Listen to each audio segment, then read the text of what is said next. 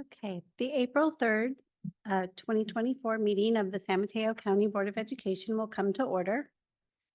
As is our practice, this meeting will be recorded. The board provides remote access for members of the public and welcomes community members joining in person and remotely. The board is following the requirements of Assembly Bill 2449, which enables remote participation by board members only under specific circumstances. We have Board Member Lempert online. Trustee Lempert, would you like to speak at this time? Yes, I request I don't have the script in front of you, the remote access due to health, and there's no one over 18 or under 18 where I am. Okay, thank you. I think that's all that we have to say. Okay, is there a motion to approve Board Member Lempert's remote attendance this evening? So moved. Second. There's a motion by Trustee Alvaro and a second by Trustee Gerard. May I please have a roll call vote? Ms. Alvaro? Aye. Mr. Cannon? Ms. Gerard? Aye. Mr. Lumpert? Aye. Mr. Torres? Aye. Ms. Benini? Aye. I forgot to ask if there was further discussion, but I presume no. Okay, the motion passes 6-0. And the board has approved Trustee Lempert's remote attendance this evening. We will use simultaneous interpretation in Spanish for those attending virtually through the end of public comment. Translation will continue further into the meeting if people are utilizing the channel.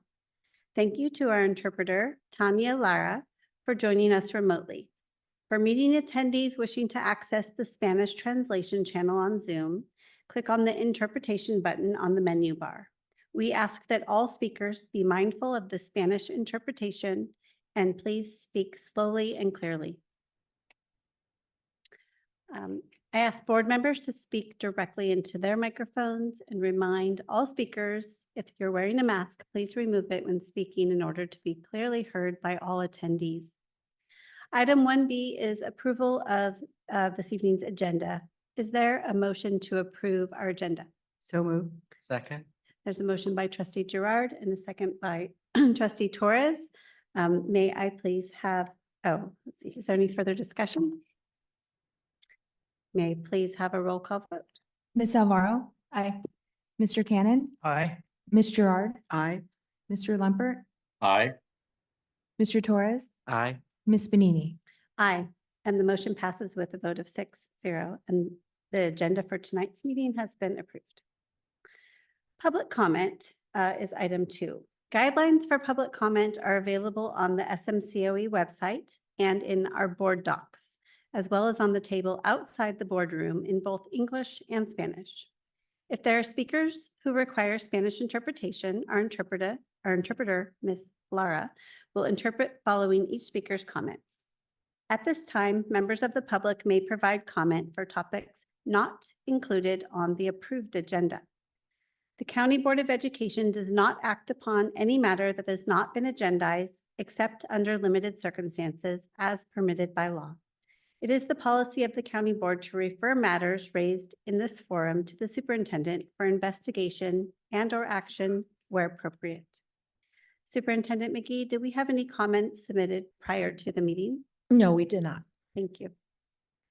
Speakers are invited to make live comment and have 3 minutes to speak. The board's executive assistant, Jennifer Perna, will keep the time and advise when the speaker has 30 seconds left. Please keep within the time limits.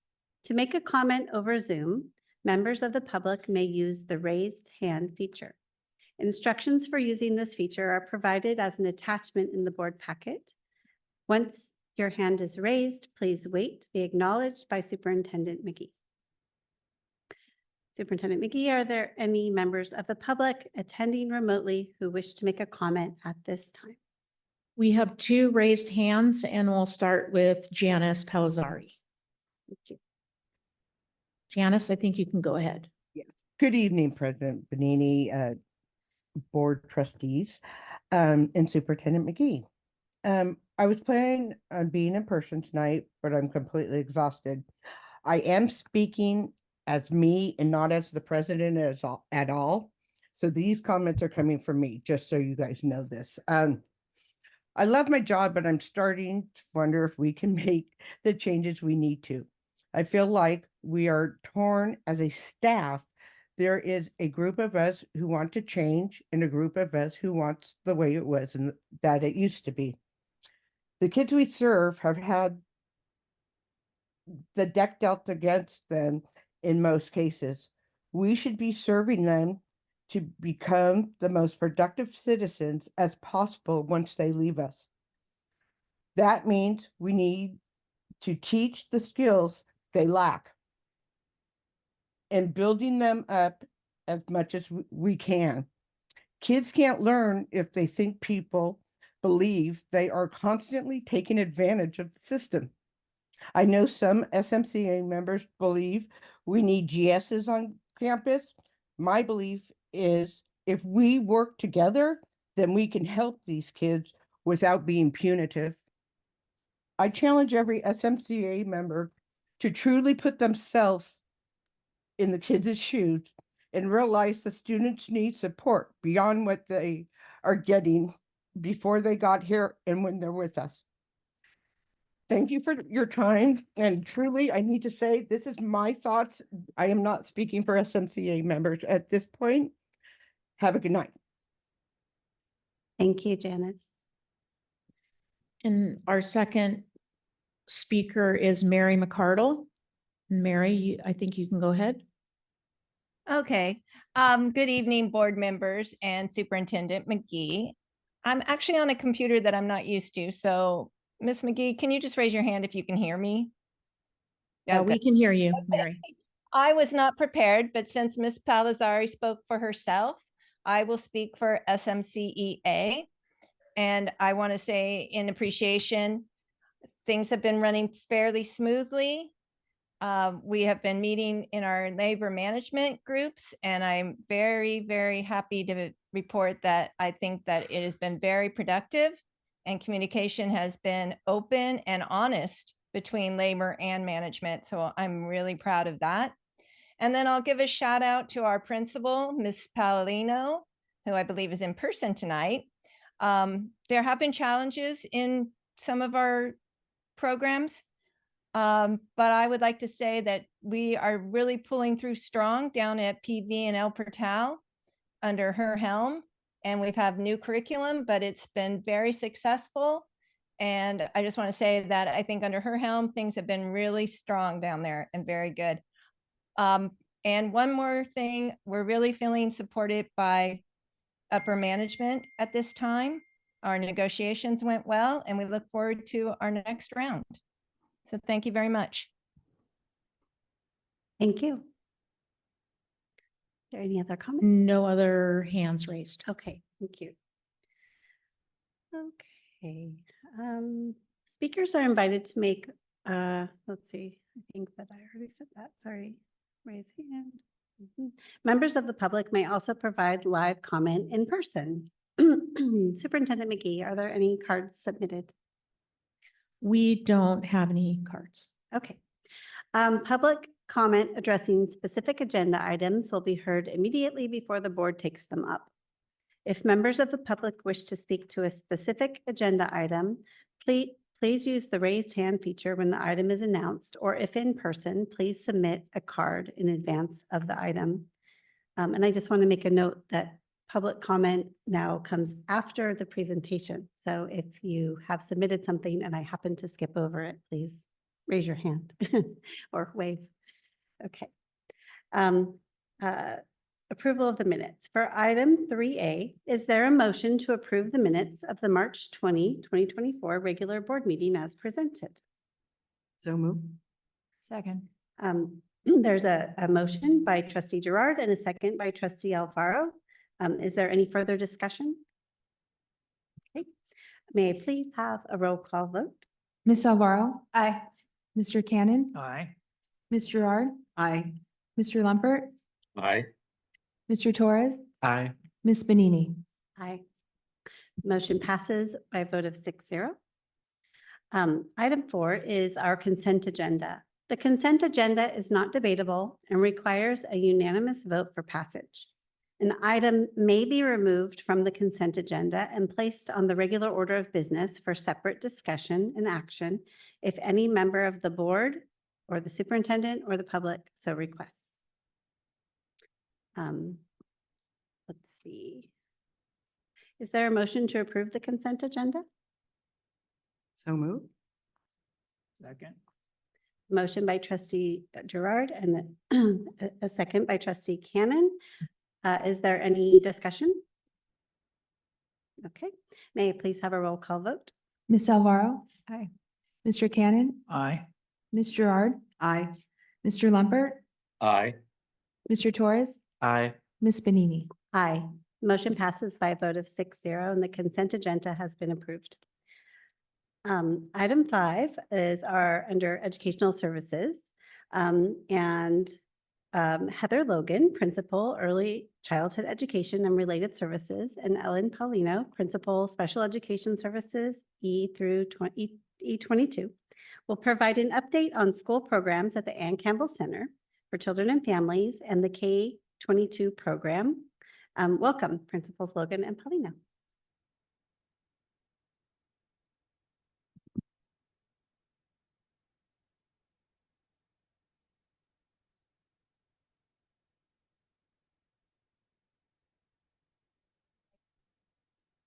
Good evening, Board President Bonini, Board Trustees, and Superintendent McGee. My name is Heather Logan, and I'm the principal of the Ann Campbell Center. Good evening, Board President Bonini, board members, and our Superintendent McGee. I'm Ellen Paulino, Principal for our K-22 Special Education Program.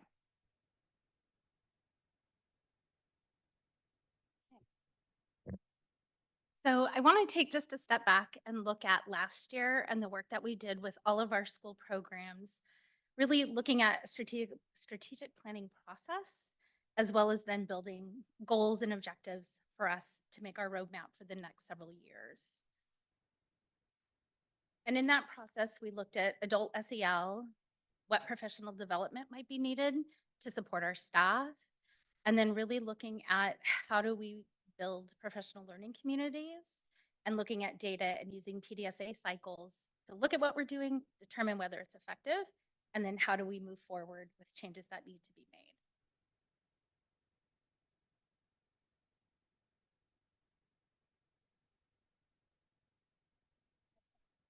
I apologize. There, okay.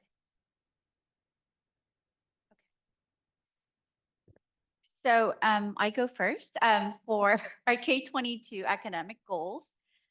We adopted a new curriculum for this school year, and with that, in professional development, we will be providing all students with standard aligned core curriculum to support our diverse learners. So far, here's a recap of what our wonderful and hardworking K-22 staff have been doing to support this goal. So we adopted Teachdown curriculum, and this is the first year of our full implementation. We are thankful for the continued support of our Integrated Technology Services Department, Sarah Notch, and Sonny Boyer as we implement this curriculum. So far, we had 3 all-staff trainings to guide and support our staff during the beginning stage of the implementation plan. In addition, there's also an ongoing, so first picture is one of the 3 training that we had from Teachdown during the beginning of the school year. We are also having ongoing coachings with our teaching staff so that they are supported in the navigation of the curriculum. We also do we started weekly and now we're going on a bi-weekly teacher collaborative working sessions with our teachers and paraeducators. And this is just to support each other, learning the curriculum, lesson sharing, instruction guidance, as well as looking at data to support our students, especially targeted supports so that they can implement in the classrooms with the implementation of our new curriculum. So you see a student with a teacher on the third picture, and this is one of the student-led sessions from Teachdown based on the specific needs of the student. Another picture, the last picture on top is a small group instructions led by the teacher, and it's modified based on students' present levels. Based on all the skills that we're learning through Teachdowns, we continue to implement that, and it's seen in various settings such as our pop-up market that's happening monthly here at the county office. We also do presentations to all our programs, so both schools attend a monthly, or this year we've had 3 so far. So each student, each classroom does a presentation using the Teachdown lesson, and each student is presenting using visual supports and their communication devices. The last picture is a student working at one of our community site partners, Costco, I believe is that picture. So we started this year, and they're learning to implement what skills they have learned through Teachdown and those work sites as well.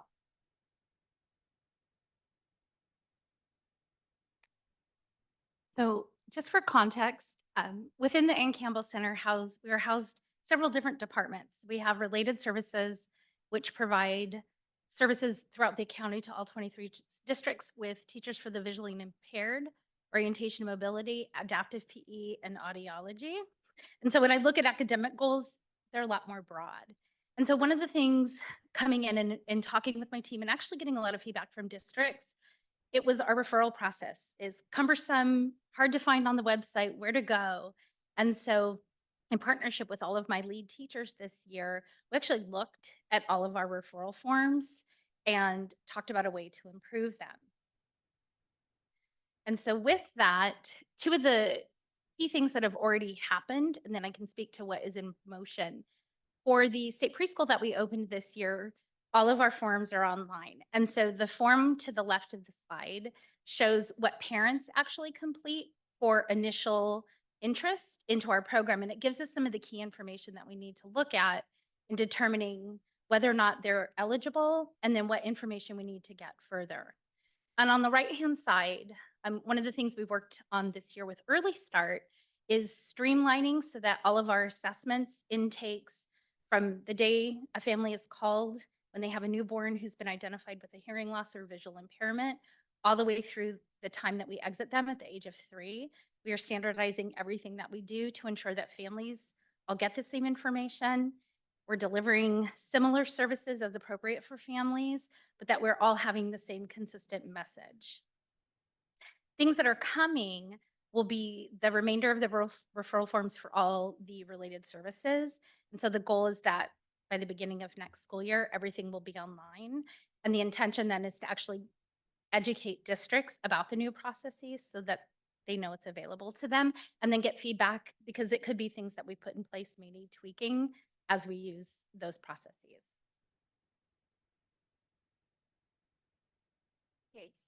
So for behavior is the using the positive behavioral interventions and supports, identifying common strategies to support our diverse learners. That's our goal for behavioral. So for K-22, yeah. In the beginning of the school year, we presented to our whole staff regarding our program support phase plan, and it comes in 3 phases. So this year we focus on phase 1, which is providing trainings and evidence-based instructional strategies for all our staff members.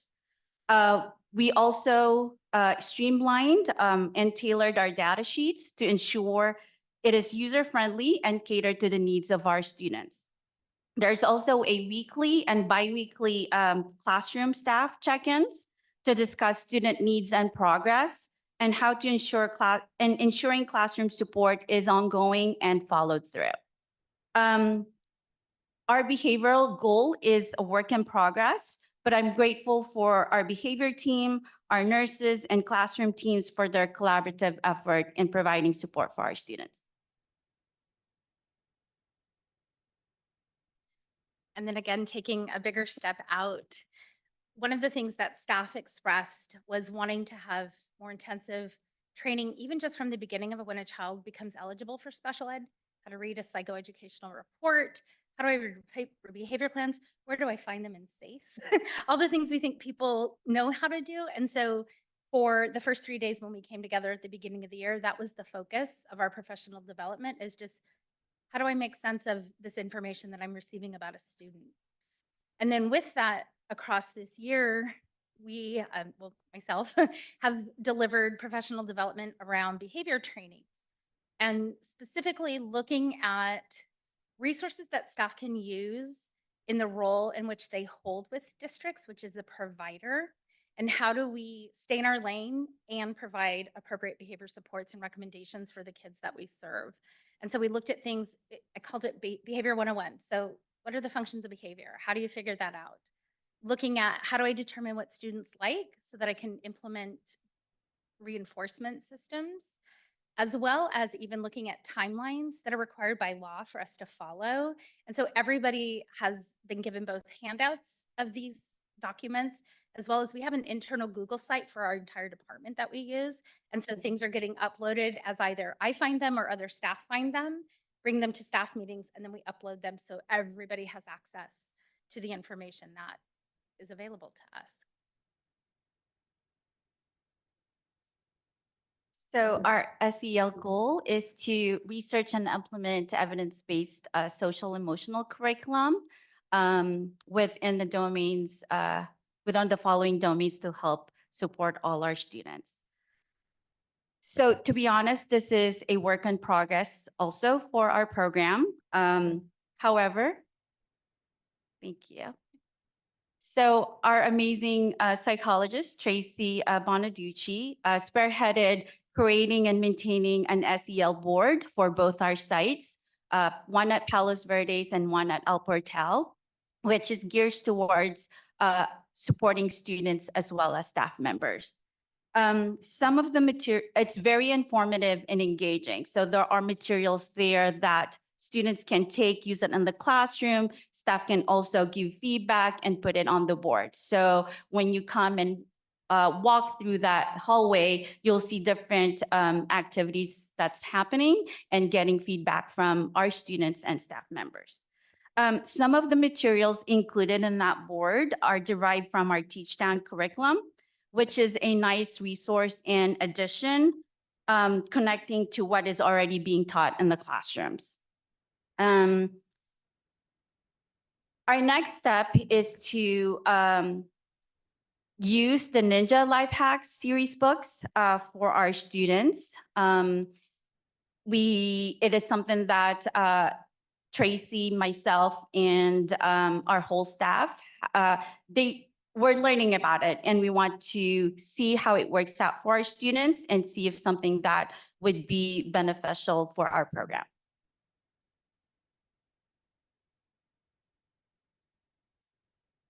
So along with the SEL for staff at the Ann Campbell Center, one of the things we focused on this year was just building community within our group, getting to know one another. And so we, of course, always start staff meetings with an SEL activity. And I'm happy to say that we've been able to go from kind of superficial questions to deeper questions about how people are feeling and being able to express where they are, even in that day. In looking forward, and really kind of along with Ellen, we're still learning about the availability of resources aligned with the CASEL competencies and trying to figure out what makes sense for the work that we do. And so with that, I have great staff. And so my teachers for the visually impaired orientation and mobility, actually, we contracted with a therapist who is blind herself. And she came and presented PD specifically for those teachers around the grieving of having a progressive vision loss or having to learn to navigate the community and the fear that comes with that. In addition, how do we support families with that too? Because we're learning side by side with them. And so it was actually really great. And then for early start, we had Star Vista come because Birth to 3 is a whole different set of feelings and knowledge that we need to help our families understand. And so Star Vista came in. Our early start classes are 3 days a week. Some of you have been. And Star Vista comes at the latter half of the class. We have the parents go into the parent room. They have the learning opportunity with the professional while we're taking care of the children. And then we all come back together for a closing activity. In the bottom of the frame, Robin, our lead DHH teacher, is also sending out weekly newsletters to families with resources as well, in particular focusing around the emotional piece of being a parent with a child with a disability.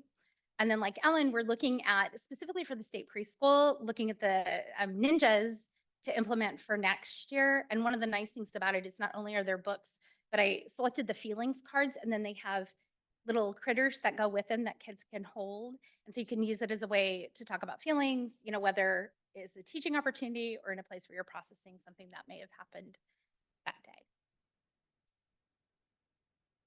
That's it.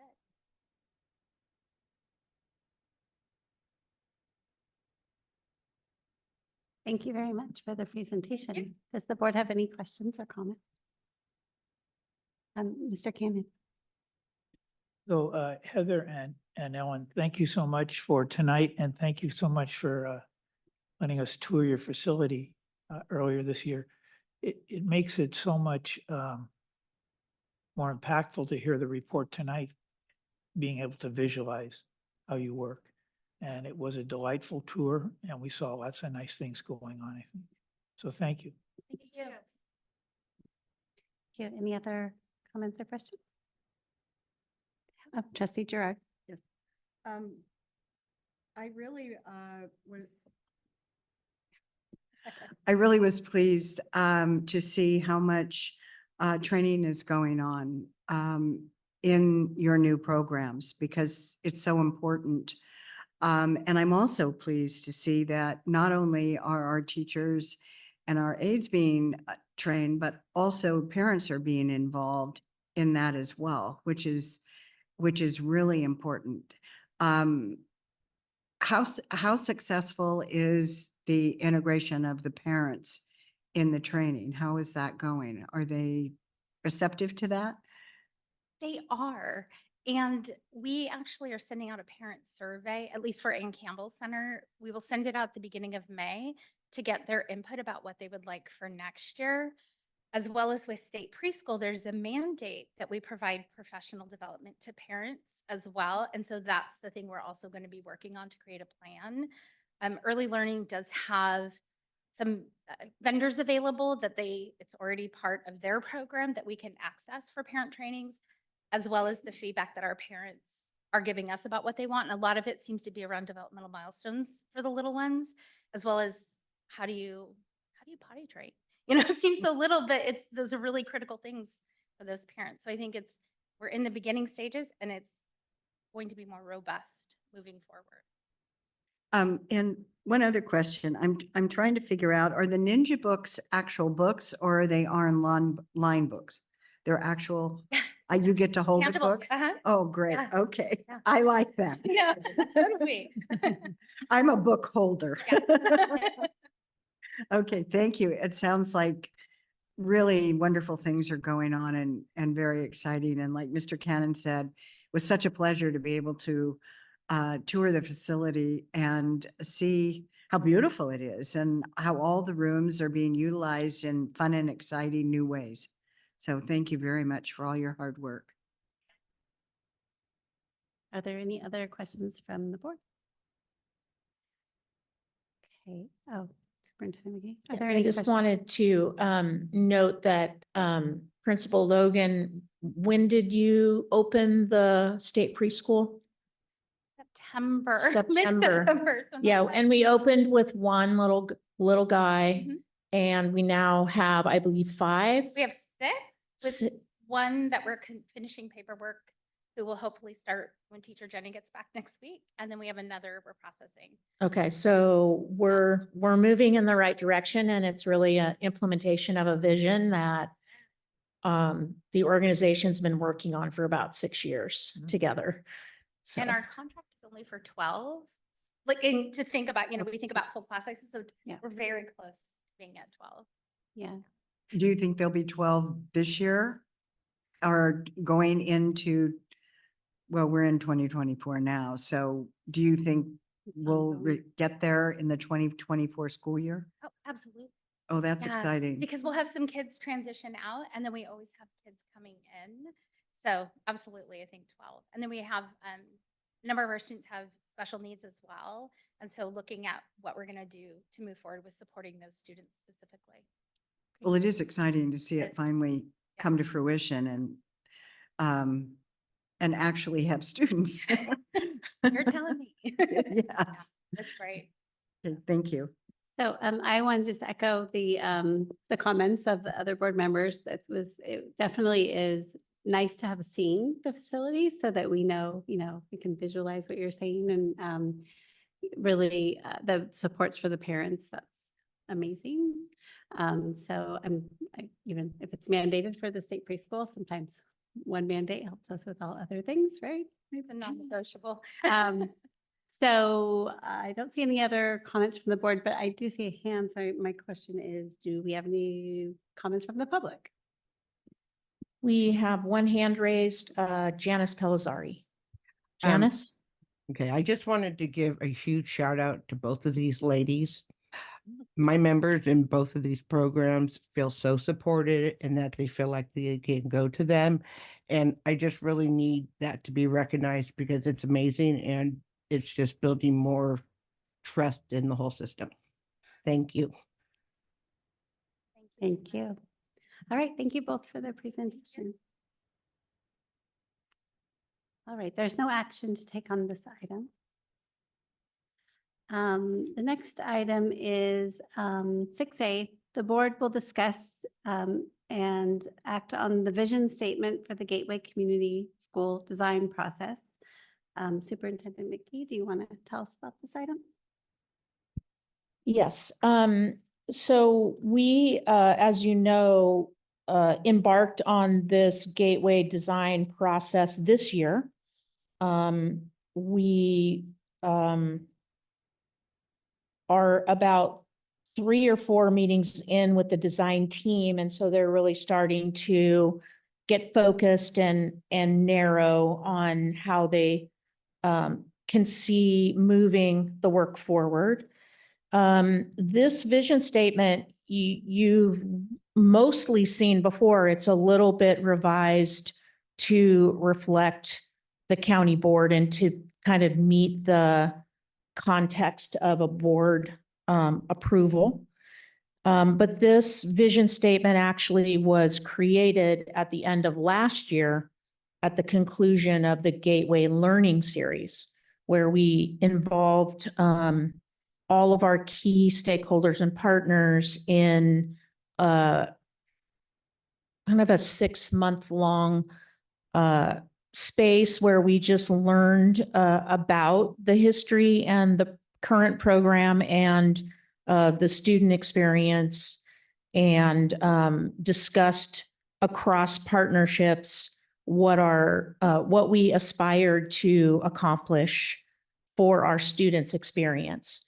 So this vision statement was really crafted at that point.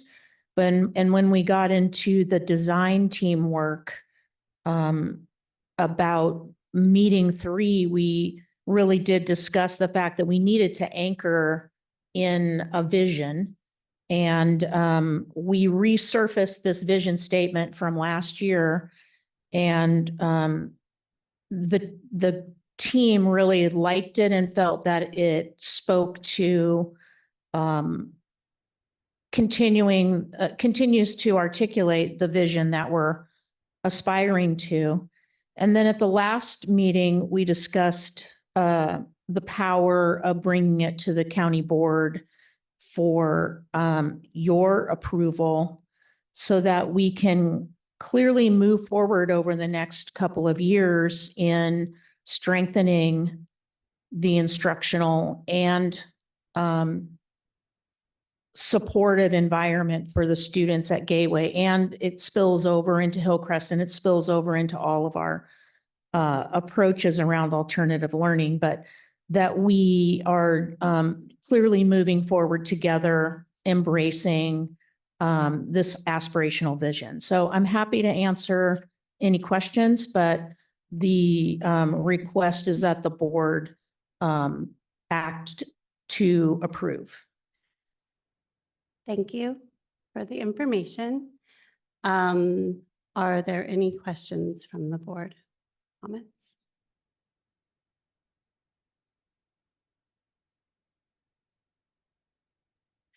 I don't see any, but I do have some questions. I wanted to, well, I know that it was brought to us, it was first brought to the committee so that we could, see it and consider whether to bring it to the board, which I appreciate. And I also very respectfully appreciate the work of the design committee. I think that the statement is very broad. That's my personal opinion about it.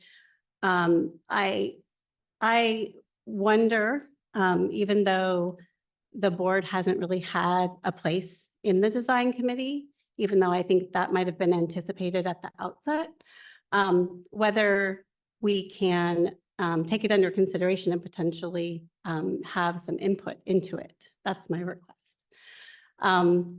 I looked back at some of the statements and the things that we've done over the course, not to go back, as you know, we've been discussing, not to go back to square one, but some of the things that were stated along the way, I expressed in one of our last meetings, my disappointment that our committee hasn't been more engaged. And as I was looking back as to the formation of the committee, why we formed it in the first place, and then statements that were made, I found clear statements that said that the board would be included in the design committee. There was an email that was sent that said that the board subcommittee could have a member join the design committee, and we have yet to be invited to the design committee. So while I appreciate the intent of having a statement that will move us forward together, I don't feel like we're working together yet. And so I just think it's performatory at this point to say, oh, if we approve a design or a design process or a vision statement, that it says, okay, we're moving together. So that's how I feel about it. I haven't been, it's not a new statement. I've been saying it for a while.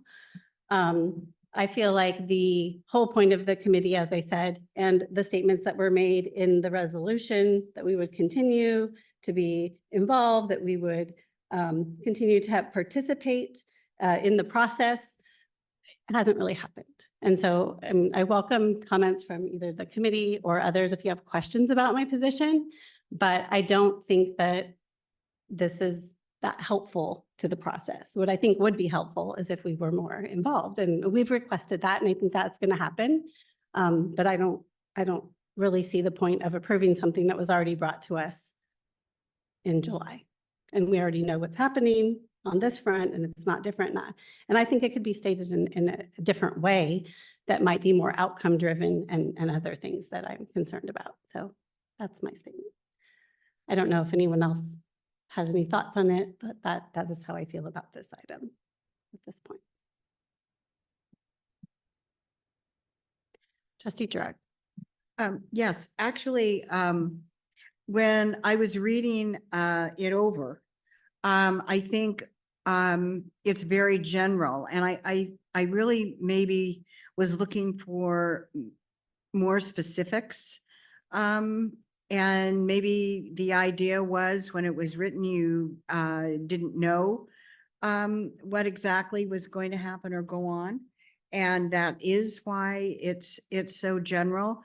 But I don't know. I'm struggling with not having more specifics. To me, we're talking about, and we want our students to look at this last paragraph, to leave the program with empowered lifelong learners who understand their unlimited potential.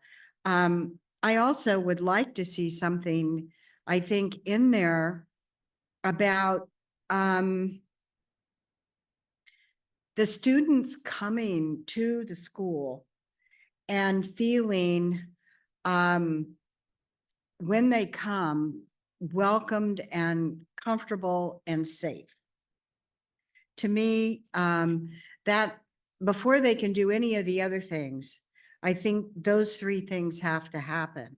They have to feel welcome, they have to feel comfortable, and they have to feel safe. And then the rest of the process can start. That's kind of where I'm coming from. And I don't see those three things necessarily in here. And I want to see that because to me, that's super important. And in talking to actually you and some of the other, to Chris and some of our conversations that we've had in the committee meetings and to some of the students when we've talked to them, that's important to them and their parents to have those three things happen. So I think it should be stated in the vision that we want that. Thank you, trustee Gerard. Are there any other comments? Trustee Alvaro. Thank you. Although I am a fan of very brief vision statements, because I think vision statements sometimes get carried away with themselves and you add this and you add that and you add something else and it becomes this ridiculous document. I agree with you on that one point, that to put in something about that is part of the design process we're thinking of.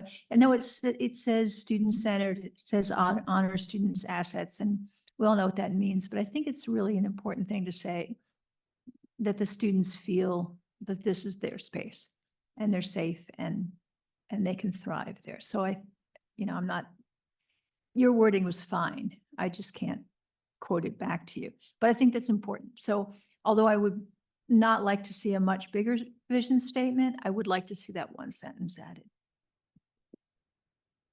Thank you. Are there any other comments? Trustee Torres. Yes, just echoing what our fellow board members had said. I do appreciate that first line that includes the superintendent and the county board, because that's what I'm hoping we're able to do is move together and participate more. So that way the vision statement can include our perspective, like that student piece of well-being. So just agreeing with the board members as well. Thank you. Are there any other comments? Yeah. Trustee President- Limper.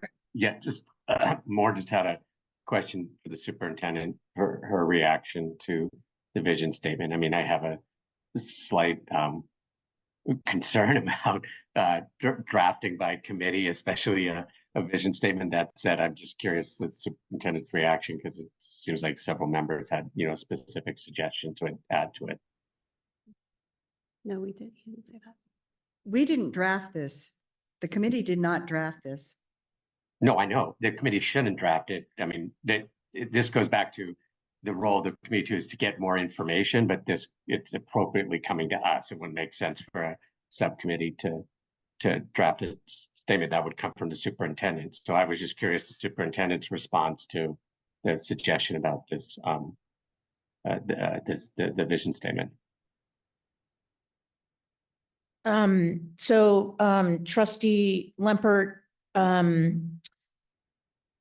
and to the rest of the board and your comments. So it's coming here and the feedback on wanting to specifically name safe, welcoming, and I know we captured the third word in the recording. So we can definitely take it back to the team and add those specific words. I do think those ideas are here, but you want them to be a little bit more blatant and explicit. As far as it being broad, a vision statement is broad. That is what a vision statement is. This is not an action plan. This is not next steps. This doesn't have anything to do with the design focuses that we're working on. So this is just giving us the spirit of what we're aspiring to create for students' experience in the school. So it is a broad statement, and so those are my comments. I mean, bringing it to the board, I expected, bringing it to you for your feedback. So if you had, like, this could make it stronger, or I feel like you're missing this important idea, we can absolutely take it back and keep shaping it. That's why I'm bringing it to you. And so we can bring it back. And I don't have any problem with that at all. But as far as and I think when we get into the further work of the board, when we create our data plan for the school team and perhaps go through the governance handbook and have deeper discussions about the role of the board and the superintendent regarding the school program. From all angles that I see, the board subcommittee has been appropriately involved. And I do believe that there's a misunderstanding about the pace at which we're moving. So the board will be invited. I mean, the subcommittee will be invited to 2 of our in-person meetings for the year. And this will not be, we'll be continuing this work into next year. But what we're trying to get to are some prototype ideas to put in place right away for next school year and to test them out and see what kind of response we get from students and outcomes. So this is just the beginning. We can't transform the school to implement this vision overnight. It's going to take scaffolded steps along the way, and it's going to take everyone in the process. Thank you. I have a couple other comments. So first, I have some other requests or ideas of how the statement, what it can have. But before I get to that, I want to go back 2 steps, because I know that there is this continuing discussion about our roles. And we have, as board members, me personally, I've had discussions with our council to give us clarity. I know we've been talking about having a governance handbook, and that is great. That is for meeting protocols and for norms and how we conduct ourselves. That is perfect. And that will help us a lot, I believe. But besides that, there's Ed Code. And there are things that are definitely within the realm of the board's authority. And that is the programming that happens at the schools, the course of study. And so I expect that we'll be having more conversations about that in a more formal context, whether it comes in the form of a memo or it comes in the form of a policy where we reiterate what the law says, which is what most policies do anyway. But it is really important to our board and to our committee and everyone that I have talked to that we are involved in understanding how we're going forward on the ground, day to day, helping our students. And so what I would say about this is that I don't have any lack of clarity around what our role is. Our role is to govern the school as a school district board would govern over, would have the same role as an LEA, because it is our school. Gateway is our school. It exists until and unless we say it doesn't. And then it is the role of the administration of you, Superintendent McGee, to administer that at the school. And so I want us to be more involved. We had this email from October 13th, right? It says we're going to identify members of the design team of which a board subcommittee member can join. It was very clear. And actually, I just ran across that today as I was looking through the other things. But I also want to read our resolution. And when we took back the closing, when we rescinded the closing, and we said that the board would be included in any continuing process and discussions concerning any future proposed changes to Gateway's program and in the broader community stakeholder engagement in this matter by and through the participation of the board's Gateway Ad Hoc Subcommittee when it is formed. This was before we formed it.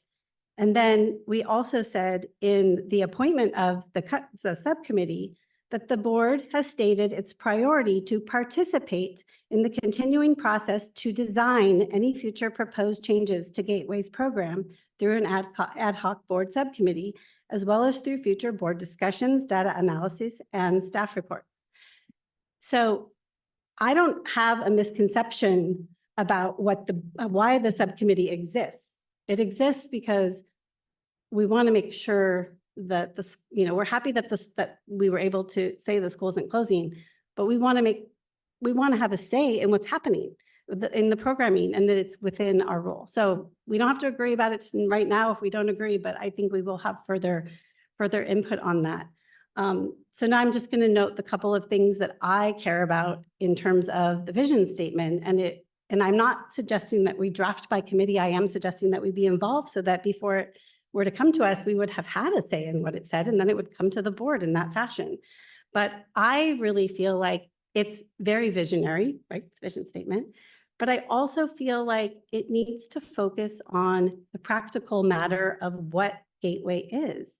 And maybe it's that we don't agree on what it is or what it will be, but in terms of what it does is it prepares, hopefully, gives students a place to be and serves them well and gives them opportunities, right? And makes them feel at home and welcome and safe. And then they're able to transition back to their schools. We don't graduate a lot of students from Gateway. We do some, but we want them to have a safe landing, to have a successful transition, to have wraparound supports. These are things that have been talked about, but I feel like that purpose of Gateway in and of itself is really important. And it's not the purpose, it's the base purpose. It's not the purpose of having additional programming per se, but it is important to what Gateway does. And so those are some of my comments. I'm happy to share them offline. I'm happy to share them in a committee meeting. I'm happy to share them in a design committee meeting when and if that happens.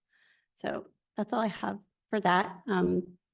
And Trustee Lemper, I see your hand. Oh, Trustee Alvaro, I see your hand. Yep, go ahead, Alvaro. Thank you. I just have a question about the title of it because I just want to get clarity. Is this a vision statement for the school design process, or is this a vision statement for the school? This is exactly what the title says. Okay, all right. Thank you.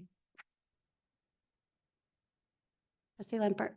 Yeah, just two comments. One, I appreciate the superintendent making a change based on the comments. I do, and I think it's healthy to have these conversations about governance in open session. I know whether we'll continue, but I just want to express my view on what was said, and that is unlike a traditional district board that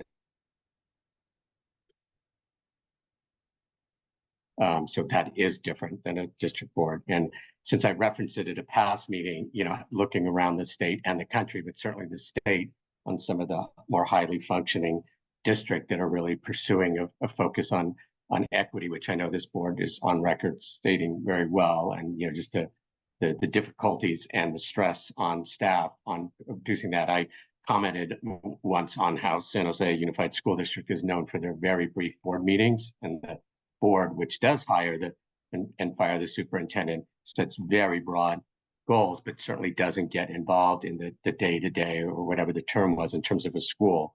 They run 42 schools, 25,677 students.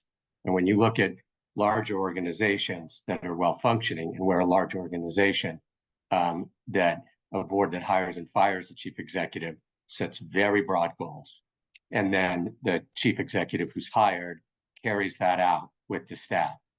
So that's when the board does hire and fire. So I would just note that, one, even if we were a traditional board, I don't think this would be a functional approach. The 1 hour board meetings at San Jose Unified would be several days long if that was the approach. And they are one of the better functioning districts. And as we talked about and research shows, student performance is connected to governance, because we so need our team focused on overseeing all the districts. But then the other point is, this is a different governance model. So even if we wanted to get more involved on the day-to-day, we have to be very mindful and conscious of the fact that the superintendent is elected, and it's a different dynamic, especially since we don't really have any authority over the staffing, which by definition is most of what a district does. So I certainly get there's different perspectives, but I think these conversations about governance are helpful and helpful for those to hear in a public meeting. Thank you, Mr. Lempert. And I would just say in response that a typical board gives direction and a hired superintendent carries that out.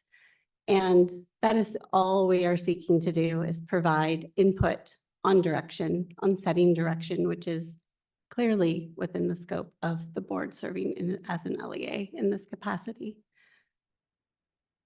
Are there any other comments from the board? Are there any comments from the public? We have one hand raised, Ligia Andrade Zuniga. Ligia, you're clear to speak.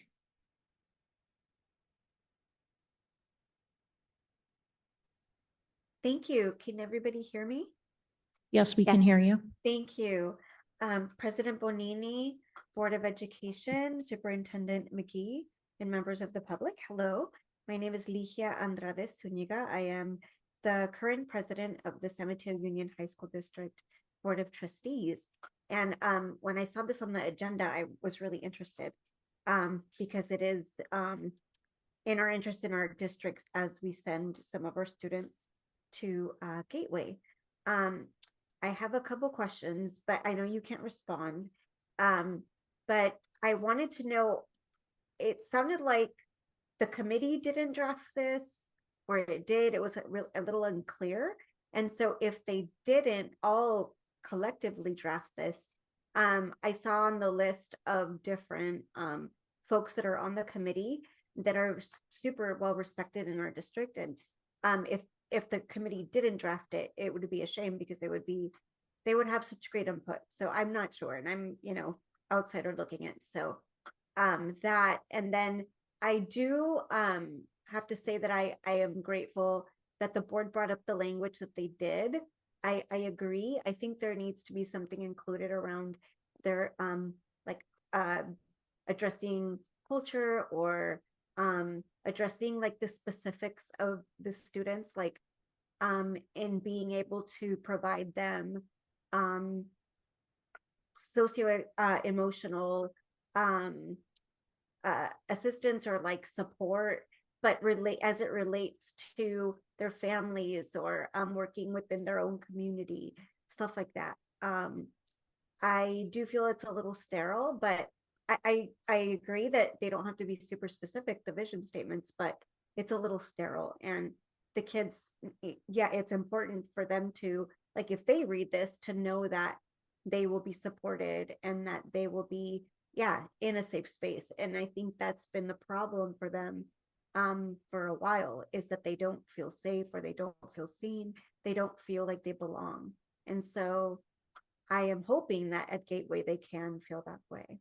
So I appreciate, the efforts, and I'm really looking forward to hearing any updates or anything like that. I don't know if you'd like to, I mean, I guess I'll invite you to come to one of our board meetings and maybe talk about this, or if we could have a meeting.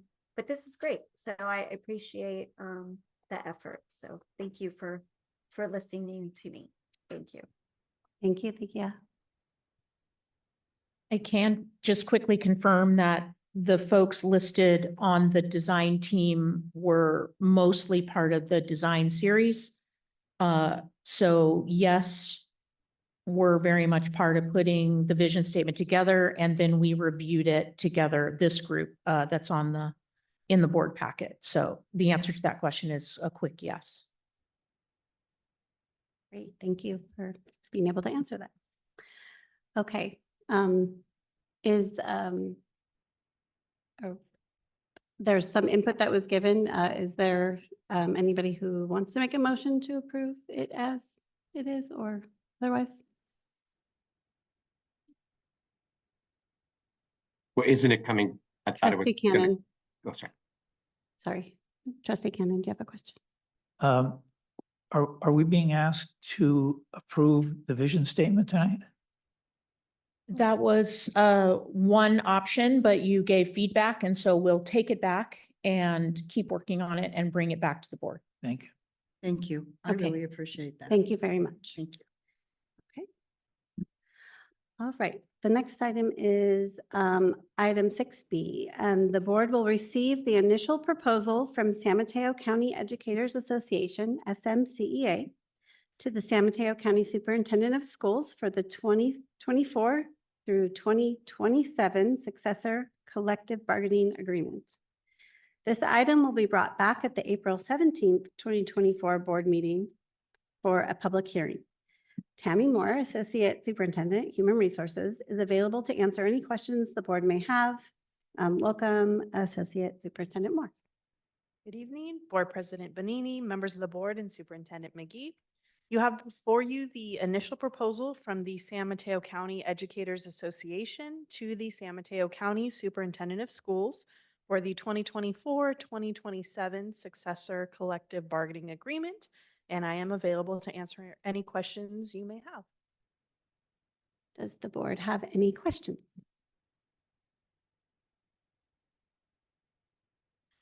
Seeing none, thank you very much.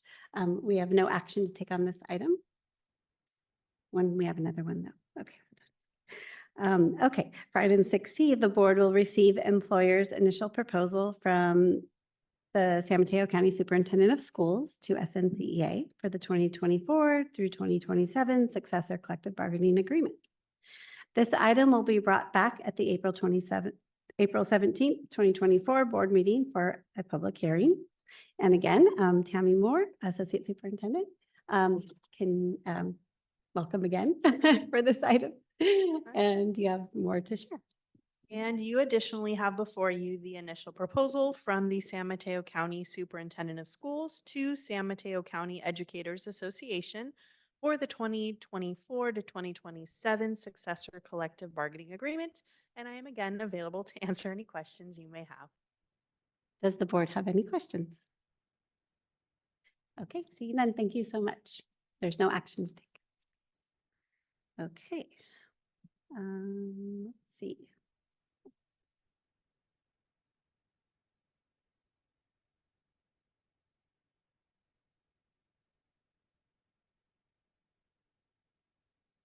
Item 6D is superintendent comments. Superintendent McGee, do you have any comments to share?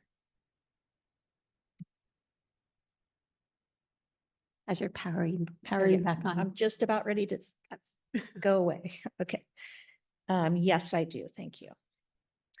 I want to begin tonight by really acknowledging and showing gratitude to all of our school administrators. It's a tough job, as our board member Torres knows, leading a whole team with students every day and families and outside pressures of expectations, community engagement. I want to thank Principals Logan and Paulino tonight for being here and presenting.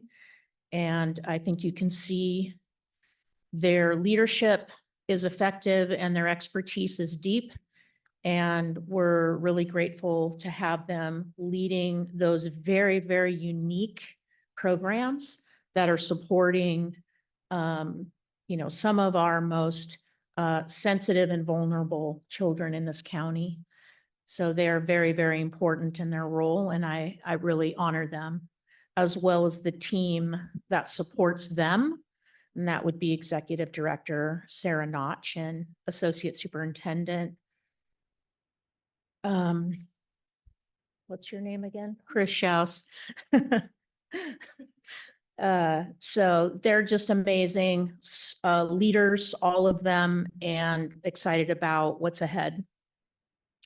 I want to congratulate President Bonini for organizing a really informative and well-attended SMC SBA session last week on the science of reading and dyslexia and preparing for universal screening.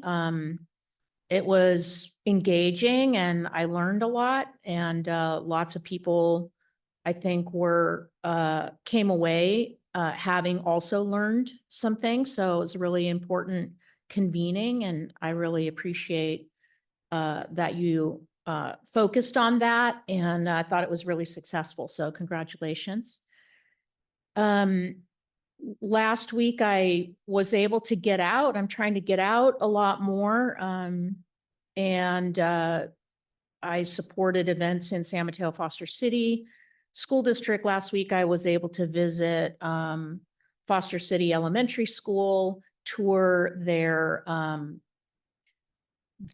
reading specialist space, their literacy center, first grade classroom where students were using the curriculum that was focused or discussed the night before at the SMCSBA event.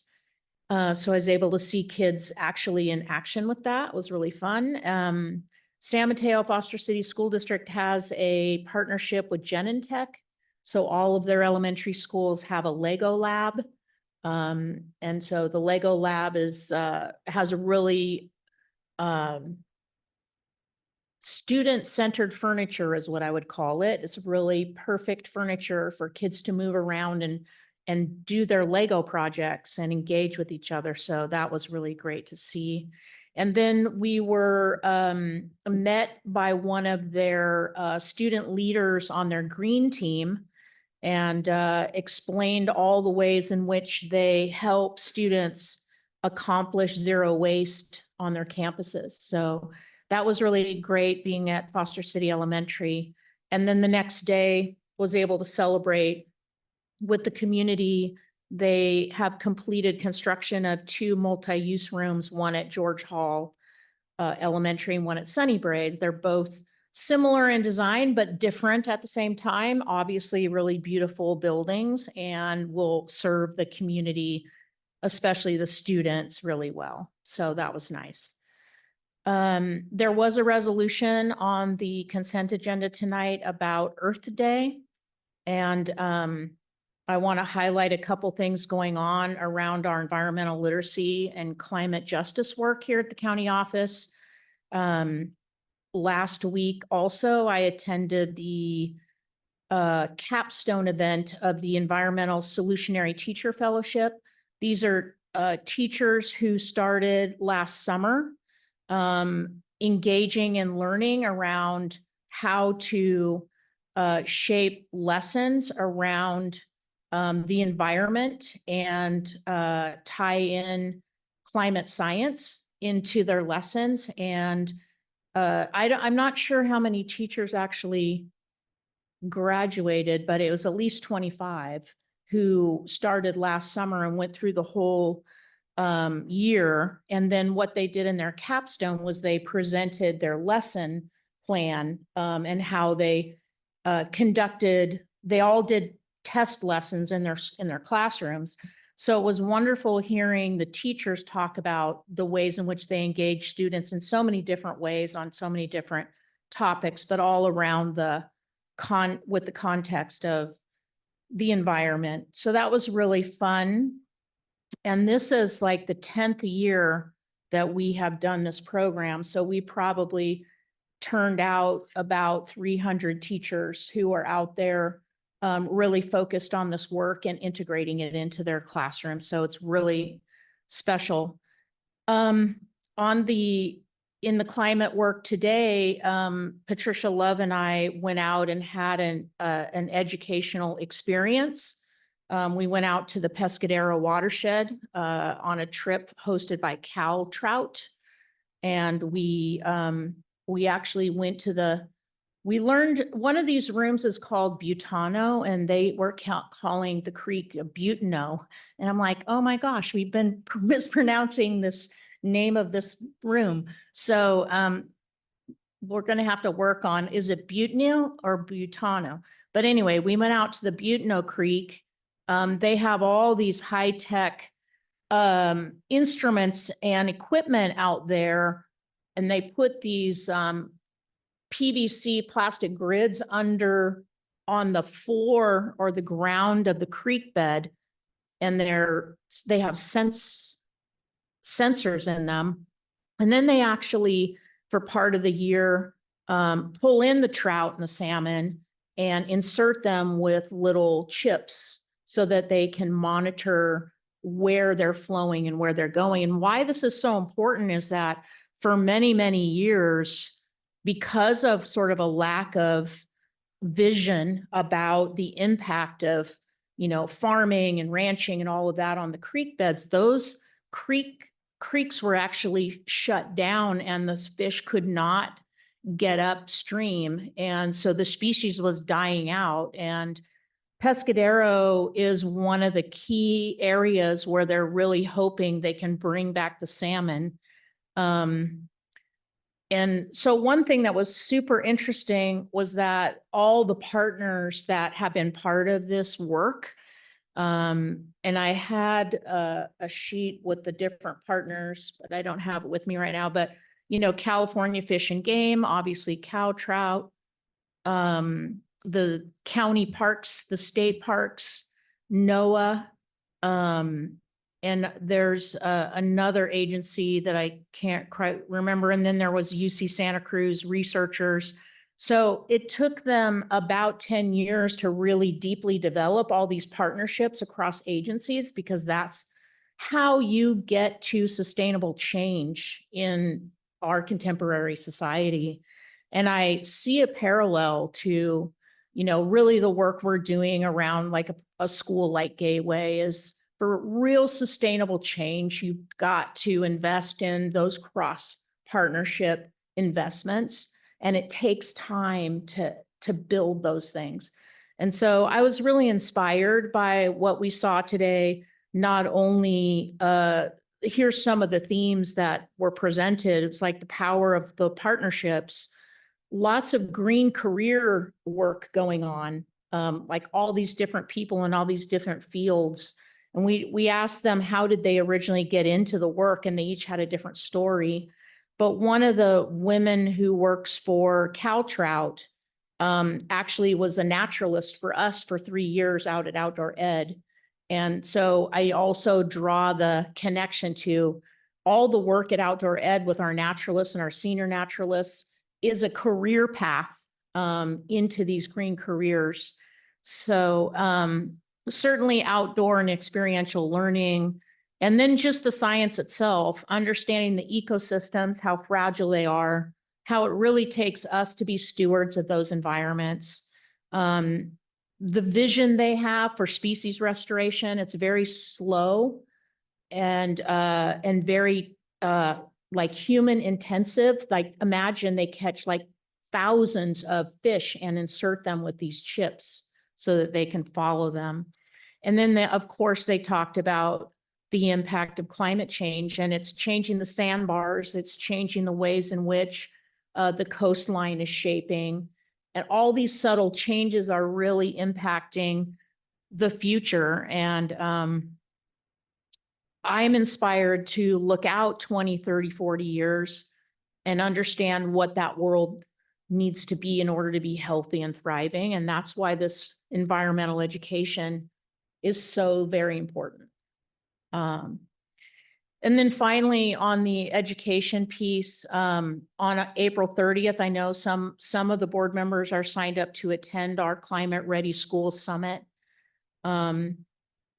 I think it'll be a great day. Jonathan Klein is going to be the keynote speaker that day. He's leads this organization called Undaunted K-12, and he's leading a national effort to transform school properties and school buildings into green facilities. He's a really dynamic leader. I won't be there because Deputy Superintendent Bultema and I will be somewhere else in the green space, which we can't say out loud yet, but it has to do with an award. But another couple weeks and we can do an announcement. So we'll be there accepting that.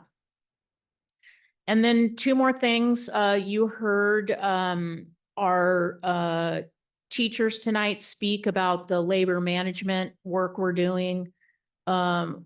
we've really, again, got an incredible team of leaders. And we've got a purpose statement. We're working on our group norms and what kind of project we want to invest in together. We're really getting to know each other as human beings more deeply because we're spending so much time together. And it's really an enjoyable, again, and inspiring work to be doing. LMI stands for Labor Management Initiative. It's a organization out of the California, the foundation, the California CDE. I can't remember what the D is, but it's the foundation that supports CDE.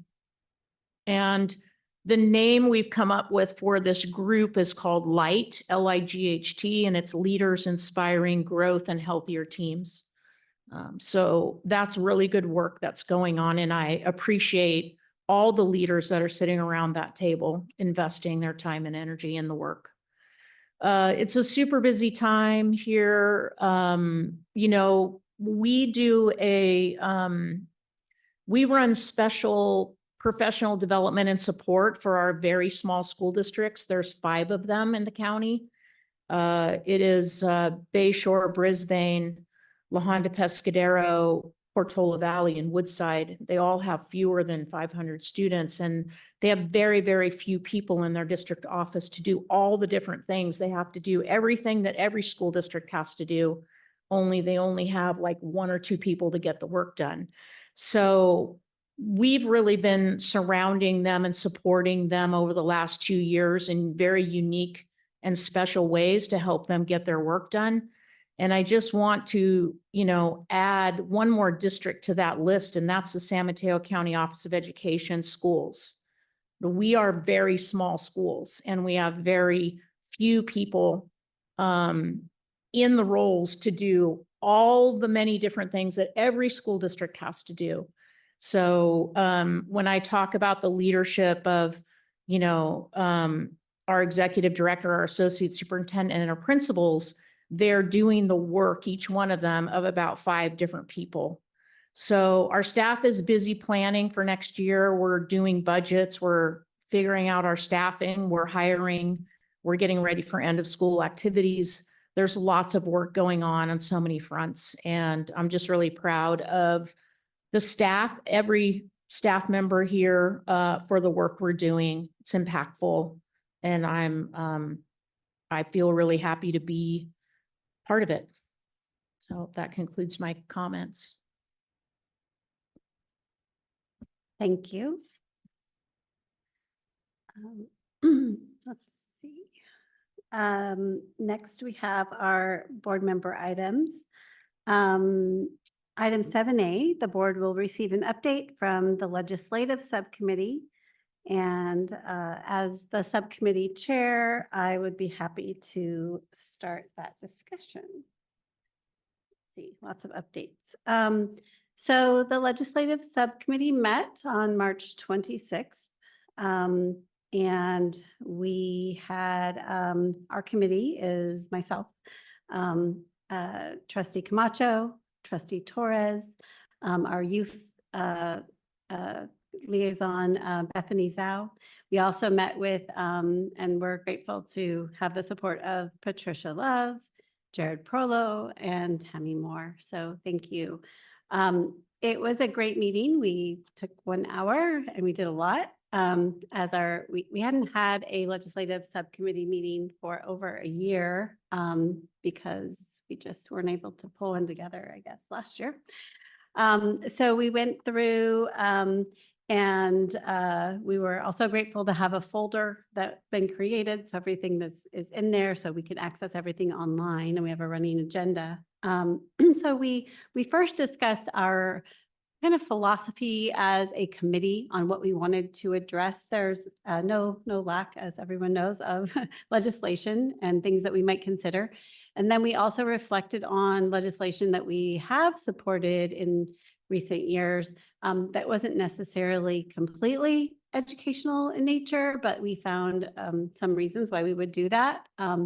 And so we talked about that a little bit and then talked through what the priorities of each of the committee members were. So I'm going to just read the different priorities that were raised. And so for the rest of the board to consider, we haven't, set on it yet, but if you have comments in it, or at another meeting, if you have comments, but I'm just going to read through. So some things that were raised were immigration, housing, public housing, justice impacted youth, disproportionality in terms of suspensions and other things, unfunded mandates, basic needs, mental health and wellness, literacy, that was mine, literacy and science of reading and structured literacy. And then funding, which is always an issue, right? But specific to special education. So those were the things that came up from our committee members. So we welcome input now or later from the board or any thoughts that you may have. So that was where we started. And then we did have some time to go through and look at bills that had been brought forth by committee members. And then we talked about where we might, find bills in the future and where we've looked in the past. So that will be ongoing. But the two that we were able to look at were AB 2222 and SB 1380. AB 2222 is entitled The Science of Reading, Accreditation, Professional Development, and Instructional Materials. We talked about it a bit. We're going to talk about it again at our next meeting. And we may bring that, depending on how that goes, we may bring it forth. And then SB 1380 is the charter school bill that Superintendent McGee had mentioned, I think maybe at a prior meeting, but had been raised with the county, County Superintendents Association, and kind of closing the loophole with in regard to appeals. So we didn't look at it in detail, but so we will be bringing those back. And so that's pretty much as far as we got. So we hope at the next meeting, we might have something. We will be meeting, I think, before that next meeting. So we will let you know. So do any other committee members have comments? Or I guess we only have one here. Yes, it was a great initial meeting to get us started and kind of set the direction of where we're headed. So I'm really excited for our next meeting. We'll have more for you all then. Thanks. Are there any comments or questions from the board? Okay. Are there any comments from the public? It doesn't look like it. There's no action to take on this item. All right, next we have the board will receive an update from the board policy subcommittee. And I'm not sure why I'm chair of a lot of things, but as subcommittee chair, I'll be happy to start the discussion. So the policy subcommittee, we have a meeting scheduled, I believe, and maybe I'll just ask this as a question, then it will inspire maybe a confirmation later. I think we have a meeting set for the 11th of this month, but maybe we need that to confirm that. We are also trying to follow up on a couple of the policies that have been pending that we haven't been able to get together as a committee. So one of those is our one about how we have our attorney, and the other one I think is around closed session. So so we have not talked about those yet as a committee, but we will be doing that. And then the other pending question I raised before has to do with the ed code descriptions of courses of study and the board's role. So we will be following up on that within the policy committee as well, as that's been raised by more than one committee member. So that is all I have for the policy committee. And are there any other comments from the committee members? Okay. Are there any comments from the board or questions? Do I see a hand? No. Okay. There are no hands. Okay, sorry. All right. Are there any comments from the public? Okay, there's no action to take on this item. And then the next is item 7C. Board Member Torres is the representative to the SELPA, the Special Education Local Plan Area, and will provide an update Board Member Torres? Yes, so I was not able to attend the meeting, but I was able to read on the minutes and the agenda. Some takeaways were the annual needs assessment that was done to analyze the glows and grows of that department. One of them being the partnerships with the LEAs, just so that there's compliance and that there's professional learning amongst the members of the LEAs. And that there was an MOU study that was signed for rates of services, so that they can work on that as well. And then I believe President Benini will dive a little bit deeper into some of the needs assessment. Yes, so information. I actually did attend the meeting. I knew that trustee Torres was traveling, so I attended the meeting. And there was much discussion, actually. Superintendent McGee is an ex officio member of the Salt Governing Board. So there was a lot of discussion. And the reason I mentioned that is because I might not know all the things, but there was a patterns of strengths and weaknesses guidelines that was presented to the Salt Governing Board. My understanding is it's intended to bring some consistency throughout the districts and how students are identified.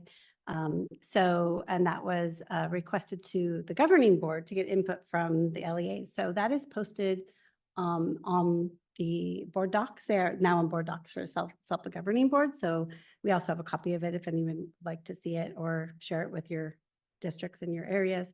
But they are, I believe, they meet quarterly. And so I think they'll be considering it for adoption at the next meeting. And that was the only other thing I had to add. There were many, the minutes are, I think, I don't know if they'll be online before they're approved at the next quarter, but there were a lot of very exciting things going on. I'll just say that, a lot of events that were shared. So that was it. Awesome. So thank you, trustee Torres. Okay, and then item 7D, the board will discuss the CSBA response letter. And let's see if I can toggle to that. My script says I would be happy to start the discussion, but I would prefer if maybe I could ask trustee Gerard to start us off, and then we can continue. Do you mind? All right. We did get a response from Vernon Billy to the letter that San Mateo County Board, and actually I feel like the office and Superintendent McGee were behind us on this one. And I was not surprised, but very disappointed. Basically, and I really am encapsulating this in a very small square. He said, I don't have anything to do with it. The board of directors is going to make all the decisions on what's going to happen to the county board members and what they want and what CSBA will provide for them. And the rest of my board members can elaborate on that if you would like. I was really disappointed in the fact that Mr. Billy did not take more ownership in what happened, because even though the board of directors voted on it, I still feel very strongly that he was in support of it and behind it. And so consequently, what he said was that we have to wait until December to see what the CSBA board decides to approve. And we also have to wait for the transitional group to make recommendations to the board on what county board members want. And the transitional group is meeting. We meet now once a month. As you know, I'm on that committee. And we are putting together a list of things that we feel that are musts for county board members. We're also asking for input from other county board members throughout the state. And so I feel like the one thing that is very positive about this letter is the fact that it went to the board of directors, and we all were very determined that the board of directors were going to see this letter. And some of them did not receive it. But it is going out again through county boards. And there has been some response from some of the board of directors that they were surprised at how upset the county board members were. They were told we weren't going to be upset, or that we were not upset. And that is not true. So they were also said that they did not think, other than the 3 letters they have already received, there would be any more letters. Trust me, there are. They're in the works, and they're ready to go out, and they will also be receiving them as well. So do any of the other board members have anything that they want to add? Trustee Torres? Yeah, I would just say that the questions that we asked that were clearly stated in the letter, none of them were addressed. We were just given the FAQs, which we were already given Yes, prior to this letter. exactly.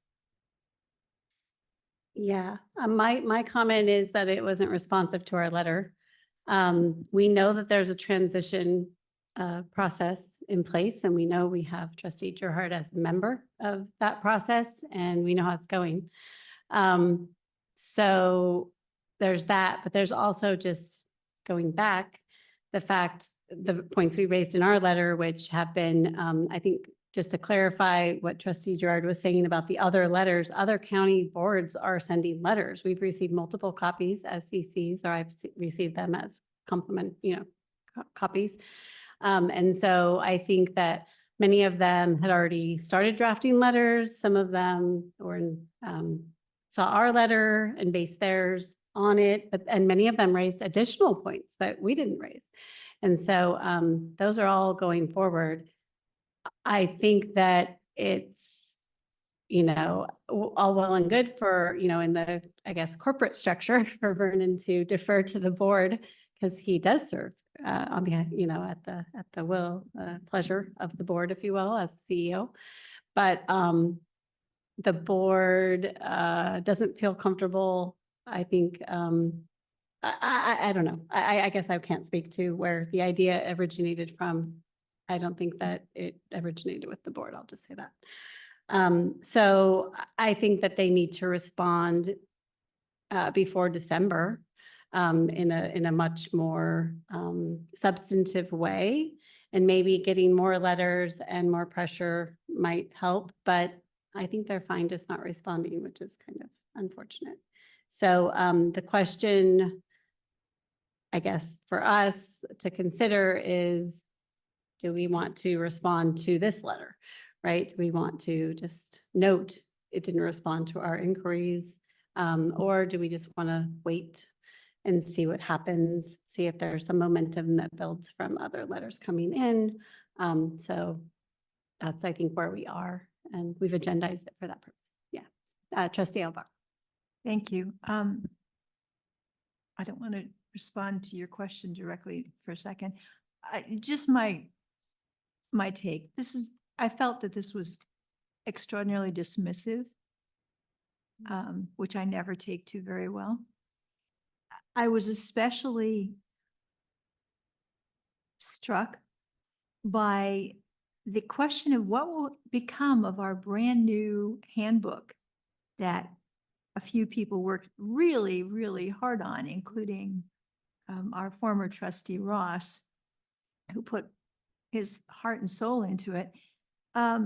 What's going to become of the handbook? And their answer is, well, gee, there's some good stuff in there, and we think we can incorporate elements of it into various trainings that we will offer. Which is just about as dismissive as it gets. One thing I think might be very useful as we move forward, and perhaps Trustee Gerard, you could put the word out, is if we could get copies from the other boards of what they're sending. Not only do we know the number of them, instead of just one or two, we know what's really going, but what they're saying. I mean, if they're just copying our letter, that's great. God bless them.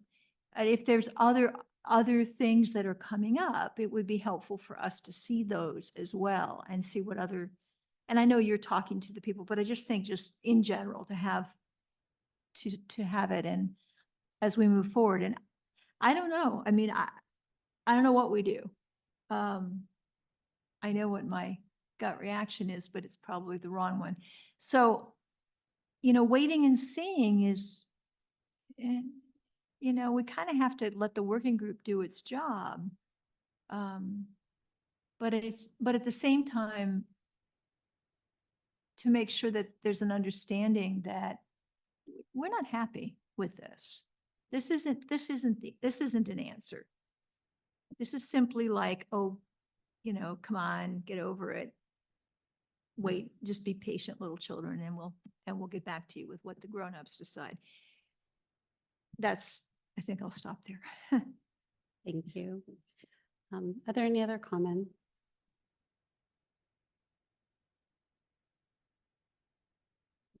I would like to respond to your comments. You're exactly right. You hit the nail right on the head. And one of the things that we are really fighting for in the transitional group is keeping our own handbook and not having it incorporated with CSBA. We're also fighting really, really hard for two other things. And that is keeping at least one training that is our own. And the other is our conference. And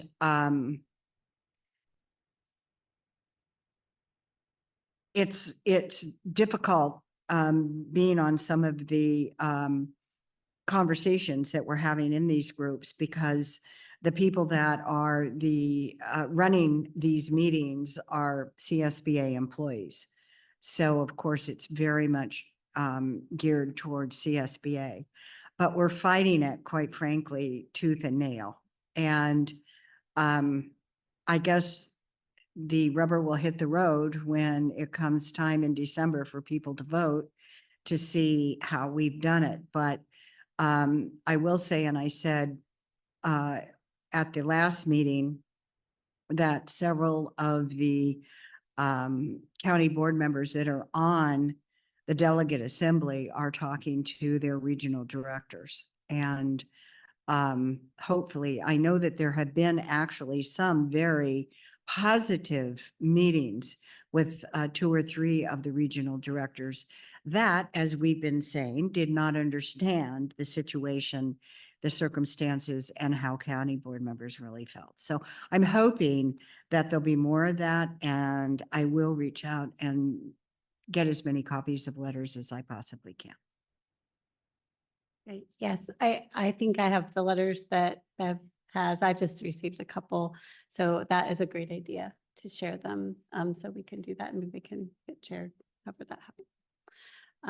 And thank you for your work in keeping, attending all of those meetings. I mean, another once a month? Once a That week? one's once a month, and Yeah. I'm also on a couple of the other committees, handbook being one of them, Yeah. and conference committee being another one. And our conference is, still happening in September. Yes, That's on, but the goal is to keep it happening beyond that, right? So, yes. okay. All right. So I don't hear that we want to respond yet, but we want to keep our eye on it. And then if needed, we can agendize it again and take some action if we wish to consider that. Okay. All right. Thank you. Are there any other comments or any comments from the public? I don't see any hands. No? Okay. All right. No action to take. Our next item is our draft 2024-2025 board meeting calendar is in our packet for a review. It will be brought back at the next meeting on April 17th for approval. If there are any comments or questions or suggested edits, that would be good to know, or now or before it comes back. So are there any comments? Trustee Alvaro. And I just had a question. In October, I noticed that we're meeting the 9th and the 23rd, which are the second and fourth Wednesdays instead of the first and third Wednesdays. And I wondered what the reason was for that. There's a Jewish holiday in October that conflicts with the first and third schedule. So Aha. in order to miss the, in order to honor that, and we did the same thing this past year. Yeah, I just Yeah. couldn't remember. And Yeah. it did. We look- should have look- added a note in there why that No, was. that's fine. And then in November and December, we're meeting. November, especially, it seems a little later in the month, and that is to just kind of spread things out a bit. Well, yeah, we wouldn't want to meet 1 week after the October meeting. The second week of November is Veterans Day week. So there's like a little bit of, holiday stuff going on there.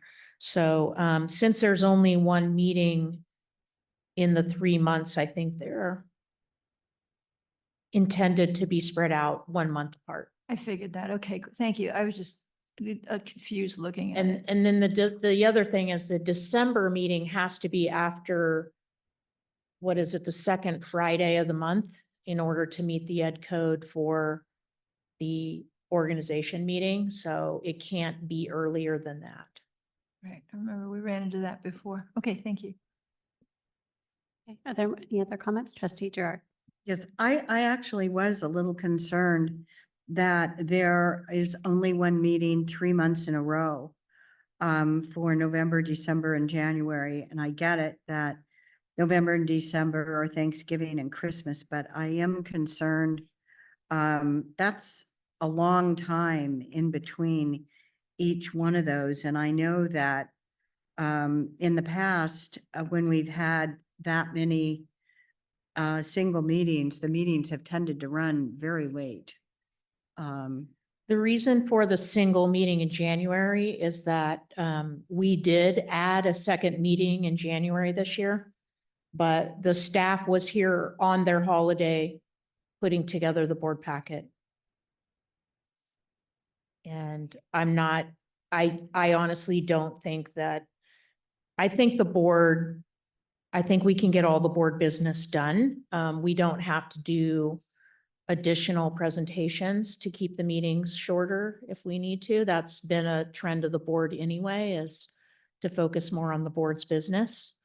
So I would continue to advocate for one meeting in January on behalf of the staff's needs for some downtime.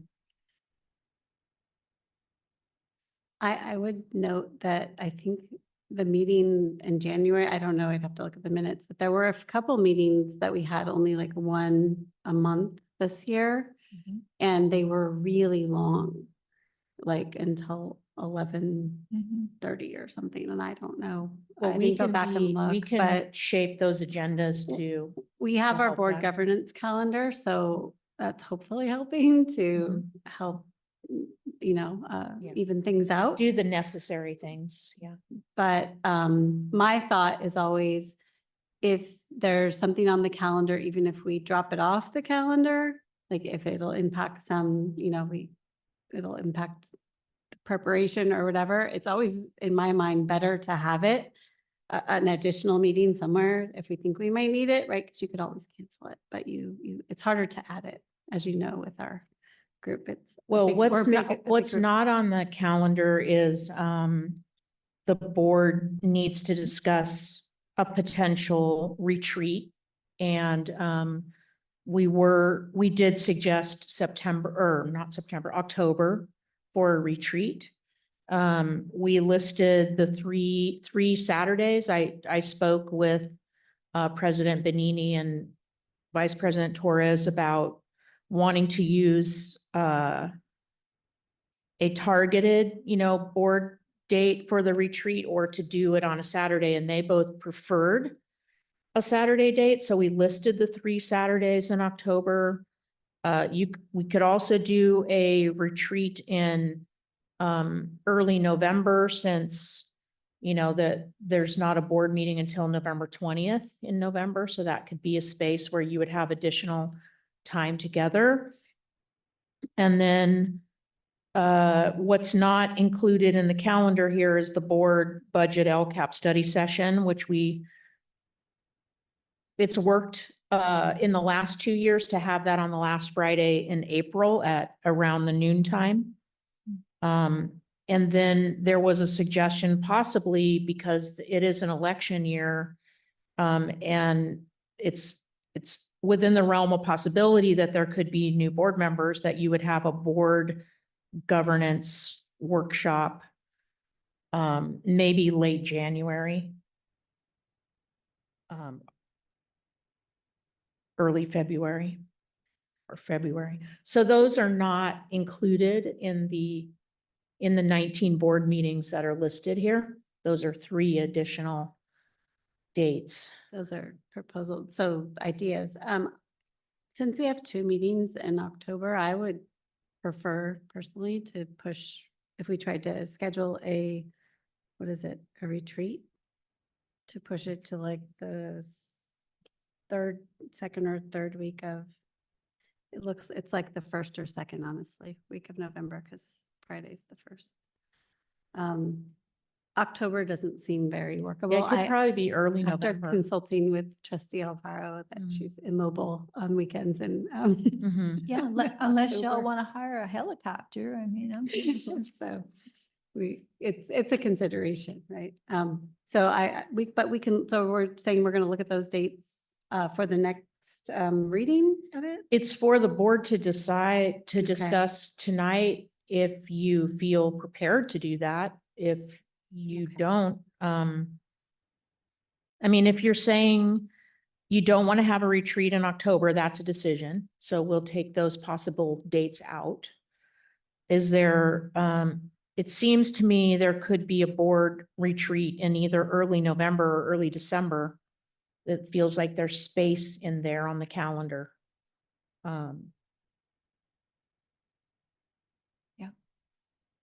But if the board's not prepared to, I can come up with some specific dates and try a doodle approach. Well, if we're looking for a Saturday, maybe a Saturday, right? That's what we're talking about. Then maybe we can try it with a couple of them in November. Yeah, December. what we did before on the last time we met on a Saturday, we held the retreat at the Half Moon Bay Library. Yeah. And then I think everybody can get into Half Moon Bay in the morning on a Saturday, but getting out is easier, but it's getting into Half Moon Bay or back to Half Moon Bay in the middle of the day. Yeah. That's really hard. Can be hard. I think November is probably more likely than December, because then we have, for those who may be going to the annual CSBA. the CSBA conference, it's the 1st week of December. I don't know the dates actually. I don't know exactly either. I but do it's- think it's the first week It of might be- December, yes. Mhm. Yeah, because And Thanksgiving it's in is Southern really, California this year, Thanksgiving's so, really late this year. Yeah, it's in Anaheim. yeah. So, I guess we need to yeah, so see maybe. if they have that listed yet. Do they have that? I listed? think the dates are out, but I don't know. I can't remember what they are. I was trying, well, November 28th is Thanksgiving. So it Because it'll must be the delegate assembly and then the following- conference. Yeah, I don't have it on my calendar yet. So, so we can find that out, and then we can try to find a couple Saturdays to propose. And then since we only have one meeting in January, maybe we can look for also one in January or early February. Offline, and then maybe bring them back with the next.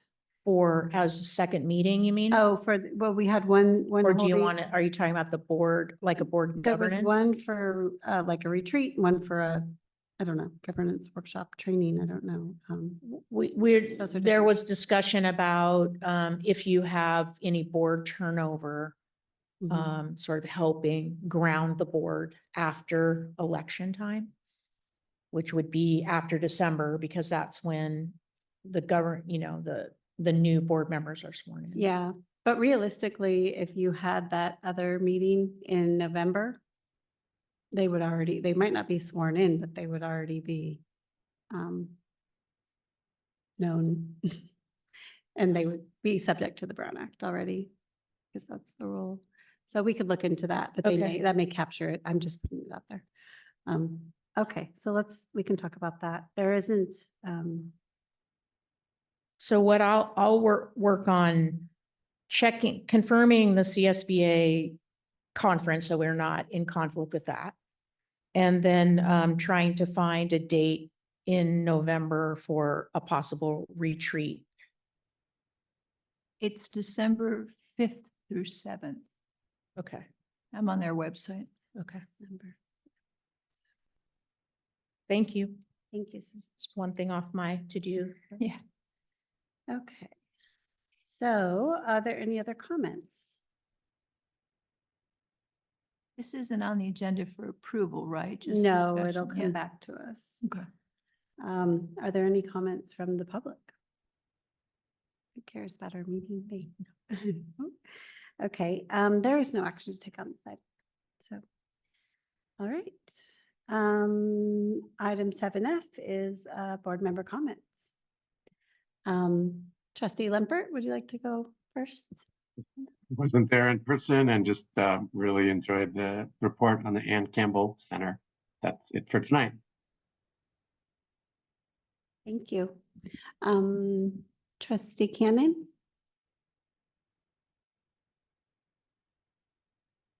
So just two brief remarks.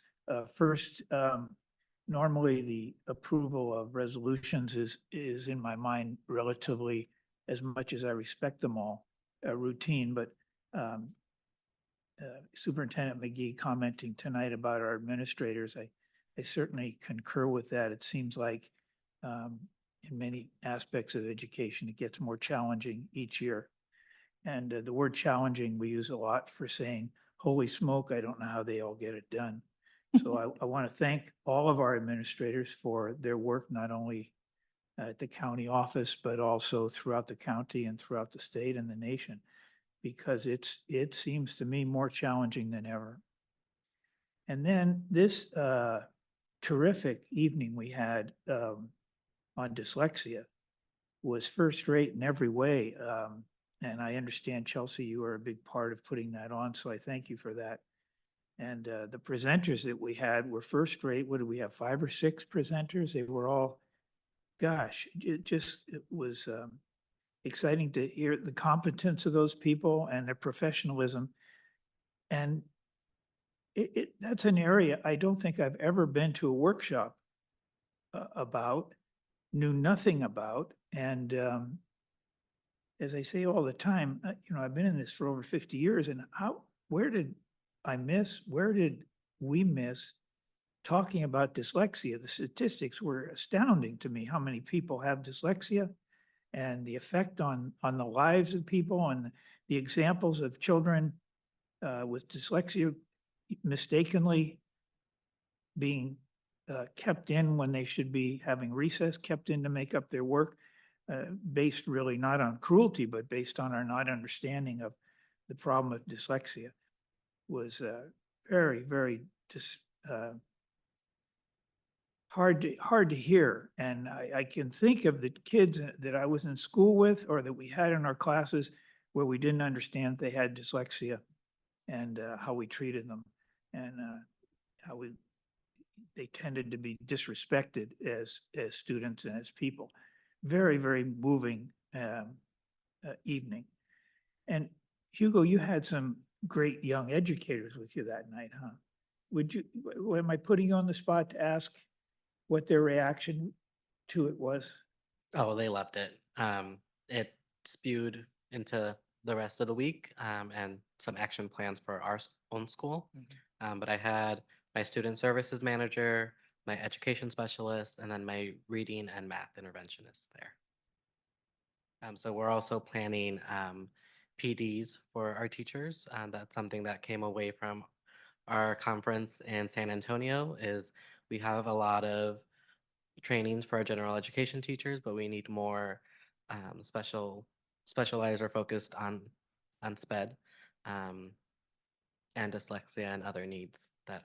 So was it, if I might be, I don't mean to be intrusive, but was it new information for you folks? I mean, I've been retired for so long. Have you? So Not entirely new, but it was great to, what was new is seeing what was being done throughout the county in the different districts and different schools. That was new. So we were able to take away from what other districts were doing. just one last thought I had, I work out with Jim with people of a certain age, like myself. And I was talking to a fellow who's an auto mechanic, and in his comments just Tuesday about his career and about the people he worked with and the anger that often became apparent in those situations. And then thinking back to our dyslexia evening and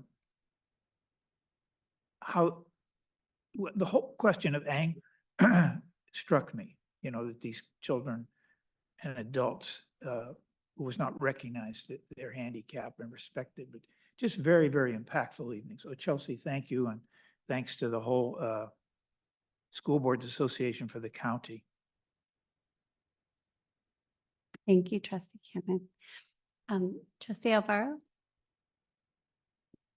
I just said a couple things. First of all, as to butano and butano, it's tomato and tomato. It's sort of like, if you read any of the accounts of the early settlers, they call it Arroyo de Butano. They sure didn't say butano, but you talk to anybody local, they're all going to say butano, and they look at you funny. It's sort of like Los Angeles and Los Angeles, that's, so as far as I'm concerned, it's still the butano room, but be cautioned. If you have people over here from Pescadero, they will probably laugh.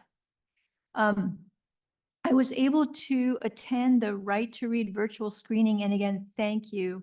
And thank staff for putting that on, because I really wanted to see that and be part of that discussion. It was wonderful. And I'm really glad to hear that there's a movement to get back to teaching kids to sound out words and understand the pieces that make up language, because that's how we learn. We hear our language, we see the pieces, and we look at what's on the page, and we sound it out. And I know even when my own son was in school, whole language was a thing. And he wasn't doing very well with reading. And this is a kid who was reading books before he started school. But he started school and he started backsliding. And so, I mean, at home, I would continue to work with him in a sort of sound it out way. And he did fine. And he overcame, unfortunately, he overcame what they were teaching in school. So I'm really glad to hear that there's a lot of discussion about that, and that whole language is going out. And then just lastly, I was kind of excited the other day to pick up the Daily Journal. And on the front page was an article about San Mateo Parents Nursery School. It was like the last co-op nursery school. Justin attended San Mateo Parents Nursery School. And if you know anything about co-op nursery school, that means I did too. And it was a real eye-opener for me in so many ways, because I mean, this is my first child, my only child. I was there with parents who were there with their third child. We had very different experiences, and I learned from them. The teachers, the director of the school, Joanne McMahon, has been honored a number of times before she retired by state and national nursery school awards, because she was amazing. And working with her having the brown bag lunches. What they didn't mention in the article, because they didn't mention Joanne, but that's all right, what is that being in the nursery school, not only was I not used to being around little kids, and that took a little adjusting to, but it was a good thing. It really fostered a spirit of volunteerism. There were a certain amount of hours we had to put in, and then we were encouraged to be, this is our community. We were encouraged to, and a lot of us took that with us when we got into the public school system. I know a lot of the people I work beside were very active in their PTAs, were very active in their school boards, got elected to school boards later on. There's a lot to be said for that model of cooperative nursery school. And I was really glad to see it on the front page of the journal. That's all I have. Thank you. Thank you. Trustee Gerard? Thank you. Probably a lot of what I was going to say I've already said. But I do want to kind of put a bug in your ear out there. We are looking for the conference, a speaker for Sunday morning. And so if anyone has any suggestions, I would love to hear about it. And I also would like to say that we're going to be getting the strands out for the conference within the next couple of weeks. So I'm really hoping our county office will participate and put at least one or two great things together for the conference, because we did last year and they were very well received, both of them. And so I also want to comment on the dyslexia dinner meeting that Chelsea put together. It was amazing. And as Mr. Cannon said, it was heartbreaking to hear how children have been treated, just forever, because no one knew about dyslexia. And we had an activity where they divided us into groups and gave us sheets of paper to read. And there was one group where everything almost on the whole page was just all jumbled up. And guess who was in that group? Me. And I have never been more frustrated in 10 minutes in my whole life as I was trying to read that paper. I cannot imagine going through school and my whole life having things look like that when you were trying to read them. And it was a real eye opener. And it is very exciting to hear that there are several districts that have taken dyslexia to heart and are really working with their students and their teachers to help these kids move forward in their education, because it really was heartbreaking. And I too am thrilled to hear that they're going back to sounding out words. That's how you learn to read. I don't care what anybody says. I may be older than the hills, but I still believe that is how you learn to read. So you sound out your words, even some of the crazy ones the English language has. So I will be continuing with the transition group, the conference group, and the handbook group. So if anybody has anything that they would like to have me bring up at any of the meetings, please let me know. Thank you. Thank you. Trustee Torres? Yes, I was able to attend the OYA conference and see a lot of our students there. I saw a great keynote speaker, and I got some feedback from the students that there were a lot of engaging workshops. And I was unfortunately unable to stay for the whole thing, but I heard it was a great event, as it is every year. I also went to the dinner and dyslexia experience that President Bonini hosted. I let her know we need a part 2, just because there was so much information and it was such a great panel. Every single person on that panel I was lucky enough to bring my team from my school, and we were able to take away a lot from the work in the districts. And a shout out to Mary Young, who was also there on the panel. She did a phenomenal job. So thank you. Thank you. So first, thank you all for coming. Susan, I wish you'd been there, but I was excited you were watching the screening of The Right to Read like that day or the day before. So all on the same wavelength. It was just really, it was well attended. It was full. We had a great dinner, right? But it was really great to do the activity. And I think even though it was really impactful in building empathy, everybody said, oh, we don't usually do activities, so we basically said, okay, here's the dinner time, make sure you finish because you're going to be getting materials. We don't want you, eating while you're doing it. So I thought that was, everybody was like, oh, okay, we're participating. So I just wanted to thank you all for being there. And the panelists were amazing, and there is great work happening, right? And I think the closing comments were really, this is something that we can solve. That there are solutions out there to help most kids, and there's different levels on the multi-tiered systems, right? And that it's that, and then also that it's a general education issue, that we need to deal with this in all classrooms, and it's not a special education issue, except for in maybe very, very extreme circumstances. So those were really good messages. I've of course been immersing myself in this. And I'm just happy that everybody was able to come and experience that. So thank you.